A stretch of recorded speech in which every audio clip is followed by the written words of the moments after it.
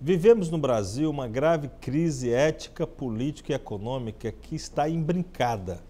E a sociedade brasileira não tolera mais que presidentes de poderes sejam ocupantes dos cargos sem uma vida pregressa adequada, sem uma conduta ilibada. A República pressupõe que as pessoas que ocupam o cargo público assim estejam cuidando de forma honesta do que pertence a todos. Em relação ao presidente Eduardo Cunha, da Câmara dos Deputados, a OAB está cobrando que a Comissão de Ética da Câmara funcione com celeridade, sem artimanhas, sem subterfúgios, para que ele seja julgado o quanto antes e justiça seja feita no caso concreto, para que, assegurado o direito de defesa, em havendo provas reais do cometimento de crimes, ele seja cassado, para que, obviamente, seja dada uma resposta à altura das exigências da nação brasileira. A OAB, que é a voz constitucional do cidadão, está atenta, acompanhando o funcionamento da Comissão de Ética e cobrando para que ela faça justiça de forma célere, sem subterfúgios, sem artimanhas.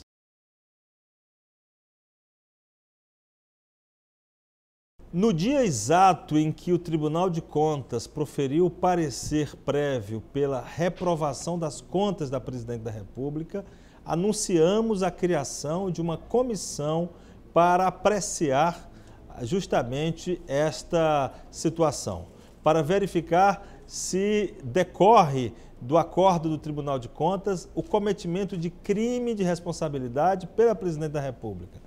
A matéria está pautada no plenário do Conselho Federal da OAB.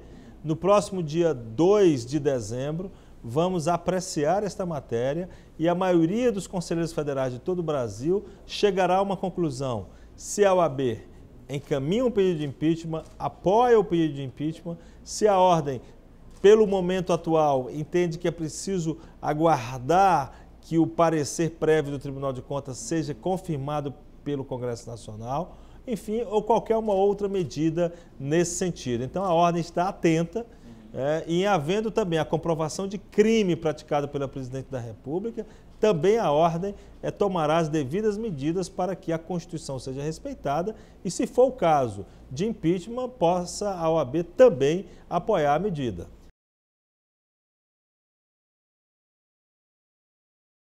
O exame de ordem, ele existe em todos os lugares do planeta Terra onde o Estado de Direito é algo relevante. O exame para saber se alguém possui o mínimo de conhecimento a defender o direito do cidadão, portanto, para impedir que o cidadão seja preso ou não tenha reconhecida a paternidade ou não tenha o direito à pensão, ou seja, que o cidadão não seja por uma negligência profissional prejudicado, esse exame existe nos Estados Unidos, no Chile, no Japão, na Grécia, na Inglaterra, onde o Estado, na Europa quase toda, onde o Estado de Direito possui uma relevância maior, o exame de ordem existe. O que a OAB propõe é que este exame também seja estendido para a medicina e para a engenharia. Por quê? Porque são as profissões que podem trazer prejuízos irreparáveis a terceiros. Quem irá ressarcir uma prisão por conta de um advogado que não soube fazer um habeas corpus? Uma ponte que caiu e matou 10 pessoas? Um médico que não soube fazer uma cirurgia adequadamente? Vamos deixar o mercado resolver essa situação ou vamos exigir um exame mínimo de proficiência, um exame mínimo para saber se alguém possui condições? Então, estas profissões que podem gerar prejuízos a terceiros, elas devem ter um exame para verificar o conhecimento mínimo e a OAB está lutando para a manutenção do exame de ordem.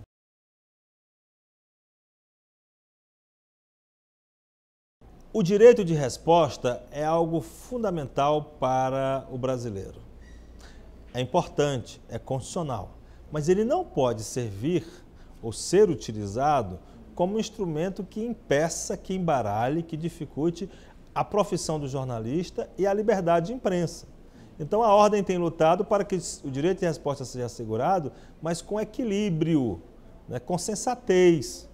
naqueles casos em que ocorrer calúnia, injúria, difamação e não for oportunizado a visão do acusado, quer dizer, que não for dado ao acusado o direito de apresentar a sua versão, que é próprio do jornalismo, o outro ponto, né, o contraponto, a outra versão da história. Contudo, fomos ao Supremo Tribunal Federal para que se mantenha um equilíbrio na concessão de direito de resposta com base na nova lei.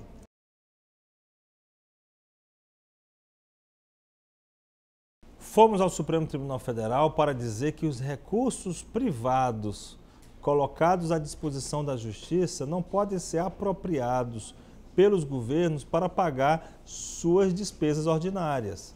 Ora, os recursos pertencem às empresas e às pessoas físicas que estão litigando na Justiça. Esses não são recursos públicos. O Estado não pode lançar mão destes valores para pagar as suas despesas ordinárias. Por isso que, atendendo um requerimento da OAB do Piauí, fomos ao Supremo Tribunal Federal para que se declarasse inconstitucional esta lei do Estado do Piauí, que repete uma lei do Rio Grande do Sul, de Minas Gerais e outros estados, que em relação a esses outros estados também fomos ao Supremo Tribunal Federal, porque o Brasil assegura o direito de propriedade. Não pode o poder público se apropriar da propriedade alheia, da conta bancária das pessoas. Então, os depósitos privados não podem ser utilizados para o pagamento de folha de salário e despesas ordinárias do poder público.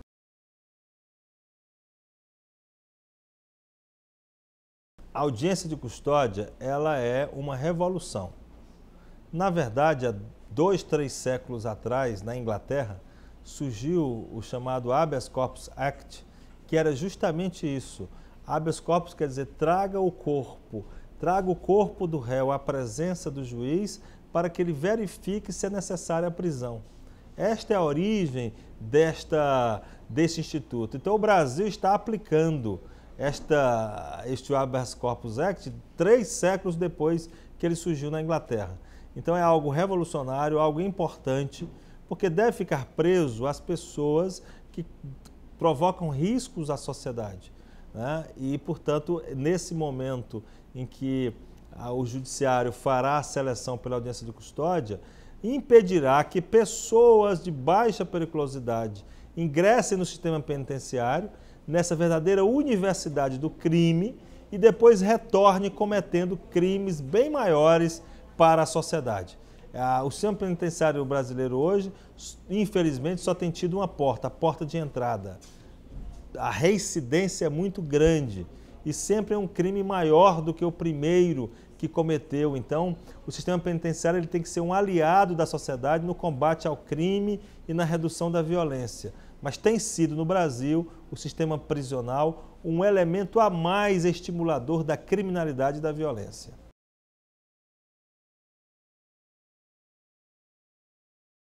Efetivamente, vivemos uma grave crise no Brasil, que é uma crise ética, política e econômica que estão imbricadas, estão relacionadas. Felizmente, a sociedade brasileira tem dado provas ao longo de sua história que ela é bem mais forte do que qualquer governo.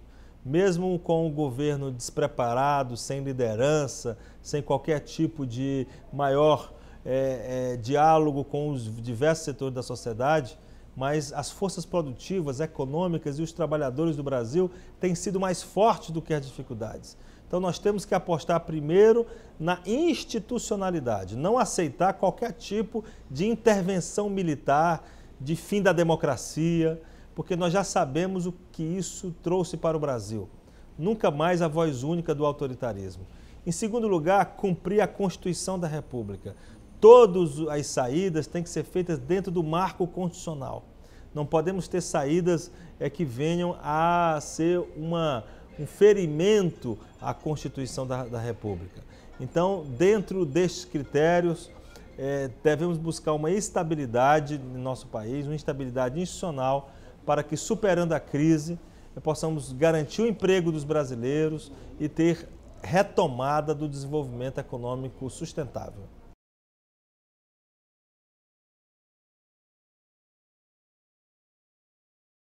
Nós não podemos concordar com a tese de quem entende que que o Piauí deve ser derrotista, de que o piauiense não pode mostrar para o Brasil que é capaz de ocupar cargos relevantes e demonstrar o seu valor. Muito ao contrário, o piauiense deve buscar, sim, ocupar os espaços nacionais para trazer melhoria para o nosso Estado. É o que tem feito em poucas semanas que se encontra lá o conselheiro do Conselho Nacional de Justiça, Norberto Campelo. Ele já está trazendo o processo eletrônico capacitado para o Piauí, já está levando as demandas dos advogados piauienses para o CNJ. Então o Piauí já vai ser um celeiro, um estado que terá melhorias no nosso judiciário a partir do fato de que um piauiense está ocupando essa relevante função do Conselho Nacional de Justiça, que é um sacrifício pessoal para o conselheiro Norberto Campelo.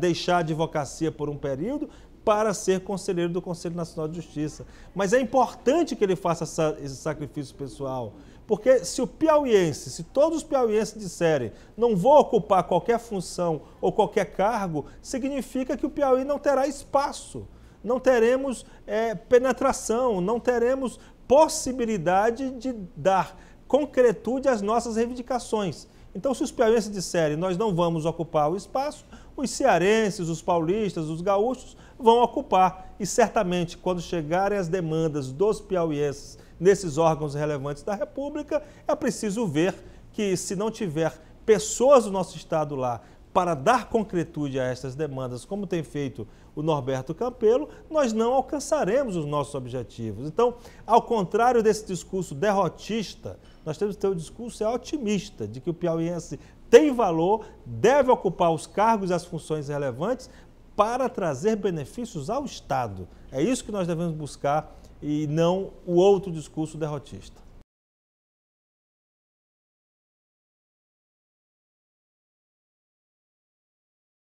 Como presidente nacional da OAB, tenho cumprido o regulamento geral da entidade no sentido de não me posicionar em relação aos candidatos. Todos sabem em quem eu voto nessas eleições, mas eu não posso declarar para justamente não desequilibrar o pleito eleitoral. Espero apenas que os advogados piauienses possam escolher quem tem mais capacidade, mais preparo, mais equilíbrio, mais sensatez para bem administrar a OAB do Piauí para os próximos 3 anos. A OAB é muito importante para os advogados e para a sociedade. Ela não pode entrar em aventuras, ela tem que ter sempre uma postura equilibrada, dinâmica, mas sensata. É isso que se espera do próximo presidente da OAB do Piauí.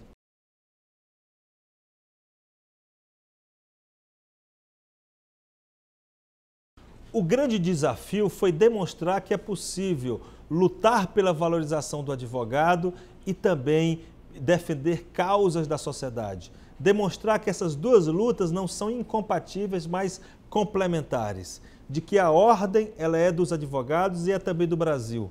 Por isso que conseguimos, no plano da valorização do advogado, incluir os advogados no Super Simples, criar o novo Código de Processo Civil com as férias dos advogados, com os prazos em dias úteis, com o fim do aviltamento dos honorários advocatícios, conseguir no Supremo Tribunal Federal a natureza alimentar dos honorários, aprovar os honorários da advocacia pública, lutar para a inclusão do advogado de forma obrigatória como auxiliar do cidadão nos inquéritos policiais. Então, uma sequência de vitórias em favor da classe dos advogados. E, ao mesmo tempo, em favor da sociedade, litigar para que tenhamos melhores costumes políticos na vida do brasileiro, além da lei da ficha limpa, agora o fim do financiamento empresarial e o fim das doações ocultas, como o fim do Caixa 2 das campanhas eleitorais. Lutar para que tenhamos condutas éticas na condução da presidência da República e dos órgãos de poderes, como a presidência da Câmara dos Deputados. Então, a ordem tem demonstrado que é possível, sim, ser dos advogados e ser do Brasil. Este foi o grande desafio desta gestão e espero que tenhamos cumprido com essas duas missões da ordem nesses 85 anos da entidade, com a dignidade que se espera de um advogado piauiense.